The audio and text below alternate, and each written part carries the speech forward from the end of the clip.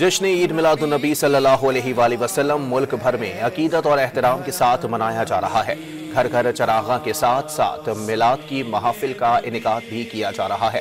12 ربیع الاول کے حوالے سے صدر مملکت اور وزیر اعظم سمیت اعلیٰ شخصیات نے اپنے پیغامات میں حضور اکرم صلی اللہ علیہ وآلہ وسلم کی سیرت طیبہ پر عمل کرنے کو آخرت میں نجات کا ذریعہ قرار دیا ہے۔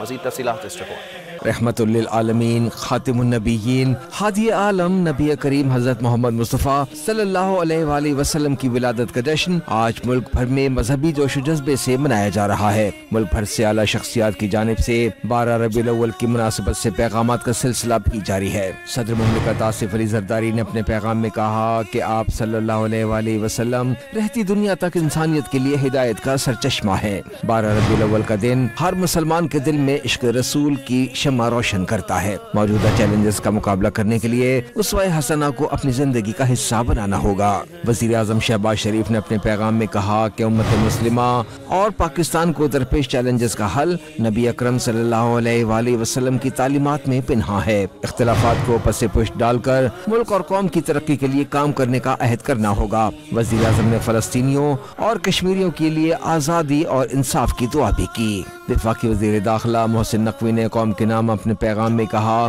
کہ خاتم النبیین حضرت محمد مصطفیٰ صلی اللہ علیہ وآلہ وسلم کے اعلیٰ ترین اعمال ہمارے لیے بہترین نمونہ ہیں۔ حضور پاک صلی اللہ علیہ وآلہ وسلم کی تعلیمات پر عمل پیرا ہونے میں تمام مسلمانوں کی کامیابی ہے۔ وزیر اعلیٰ خیبر پختونخوا علی امین گنڈاپور نے اپنے پیغام میں کہا کہ آپ صلی اللہ علیہ وآلہ وسلم کا اسوہ حسنہ تمام انسانوں کے لیے مشعل راہ ہے۔ Chairman Pakistan Peoples Party Bilawal Bhutto Zardari نے عید میلاد النبی کے موقع پر دلی مبارکباد دیتے ہوئے کہا ہے کہ آپ صلی اللہ علیہ وآلہ وسلم کی زندگی کا ہر پہلو ہمارے لیے مشعل راہ ہے۔ پیغمبر اسلام کا پیغام تمام نسلوں اور قوموں کے لیے رہنمائی ہے۔ آپ کی تعلیمات کی روشنی میں معاشرے میں امن، برداشت اور بھائی چارے کی فضا قائم کرنا ہے۔